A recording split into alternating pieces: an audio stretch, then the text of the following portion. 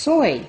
Soy comes in many different ways, but soy is one of those amazing vegetables that contains almost all of the amino acids and the protein that we need. It was from China, very popular in the Asian countries of Korea and Japan also. So I want to show you the different ways you can purchase it. Number one, milk. What they've done is they've taken the soy beans and they have squeezed and made milk out of them. This is very good for people who are lactose intolerant or allergic to cow's milk. And it also provides a variety in the diet, which is one of those things I think most of us are always looking for, is variety. It's great on cereal. Use it just like milk. I prefer it cold. I always refrigerate it. It comes in the packages that you can keep in the food storage, so it's a very economical way to do that. You can also get soy nuts. Now, soy nuts are made from the more advanced mature bean, but they're just toasted and great for a snack. You can mix them up with other, snack foods like nuts or the little bitty cracker things and make your own mix. Great thing for hors d'oeuvres. And then you can get it frozen, and these are the immature, small, well actually they're big, beans.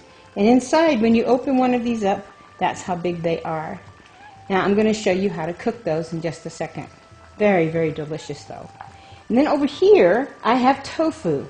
Now, there's two kinds of tofu. One comes in this kind of box, which is really interesting because what they do is they make the tofu in the box. They pour all the ingredients in. I'm sure it's done in a certain way. They seal the box and it makes the tofu. Very, very sanitary way to do it. There's also the kind that comes and it's tofu and it's in water and it usually sits in the fresh produce section. Now I'm not showing you that one today because I find that you have to use that within 3 days. And I find this other one is much more, well, it's a better way to keep it in the house, especially if you don't know if you like tofu or not.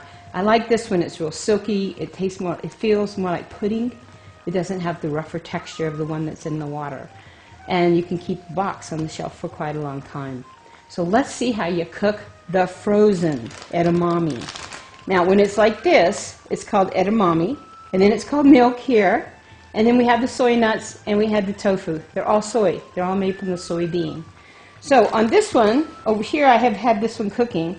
You put the frozen ones, you don't thaw them, you put them directly into the pot, bring it to a boil, and if you'll notice how they've changed texture, this is the frozen one, and now they're like plumped up, they're green, a couple of them are coming open, because what happens is each one of these little pods becomes like a little steamer basket for each one of the little beans.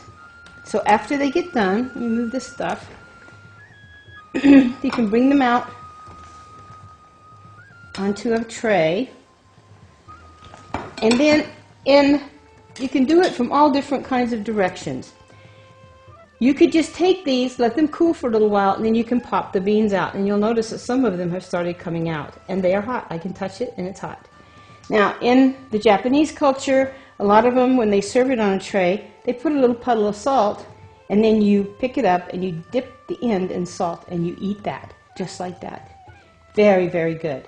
If you're on a low-salt diet, of course, you don't want to do that. But it does add a lot of texture, and it's amazing how much salt you can add before you start tasting it, so they must absorb it very well. I love edamame. I love to eat it just like this. You can then put them onto salads. You can just add it whole, to a hot dish. You can mix it with other vegetables, especially like with carrots. Wonderful color contrast. And in the Asian countries, carrots are very popular. So that's the way to use the freshest way to eat them. Now, when you are also eating those, you do not eat the shells. Very tough. And in most of the cultures where this is a very common vegetable, and it is grown in the United States, this is usually used for livestock feed because it's really tough and it never gets really soft. But it's a great little basket for steaming those. So that is your edamame. I suggest you get this and try it. First of all, it doesn't look much different. You can use it like the lima beans or green peas in any recipe. Just substitute them for that. You might want to cook them first if you're using canned peas. You might want to cook them from the raw state, just take them out of the containers, because when you get it frozen, you can actually peel this open and get them out. you go on the right side, you can open it and you can take them out. They're just sitting in there waiting to be plucked. And then you can put those in your cooking. Add them to soups, add them to stews. You know, and especially if you're doing a bean mixture and you're cooking the beans in the pressure cooker like I've taught, you can add these after the other dried beans come out, and it adds a really nice flash of green to all of the dried beans. And then they taste really well together. I highly encourage you doing this. The nutritional values, there's everything in edamame. And it's the only stage of the soybean where there is so much nutrition. Now, I wanted to show you the tofu. Now, I know people, a lot of people I know go, ooh, what's tofu? Well, tofu is the soy, and in this one, you just take it out of the box. Get it out, come on, come on. There it goes. And look how creamy that is. Now, see, this is a box. They poured it all in. They filled it up with the ingredients, and it made tofu. It doesn't have a lot of juice to it. Now, you might want to, in some of the recipes, it says to press it. Press your tofu. And it doesn't matter if you have this kind that's in the box or the kind that comes in the water. You just put it into a strainer of some kind. And I want to show you the inside of this one. Let me cut this. This is like pudding. You see how soft, how fine that is? And that's the reason why I like this kind, because you can puree it, make dips out of it. It doesn't have that texture that the other regular kind that has. There's no toughness to it. There's no, it's just grainier. And this is so smooth, it's like eating pudding. Now you have to use the two in different ways. This one is mainly used for dips or just slicing it up very easily. It's so easy to slice.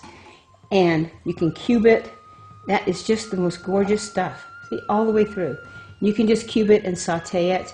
It likes to absorb stuff. Now, to make it absorb better, what you want to do is you want to put it in, both kinds, into a strainer. And then you cover the tofu.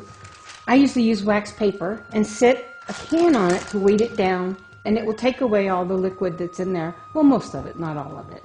So go to my website, and I have a lot more information. And there's different grades of tofu, and I have that also listed.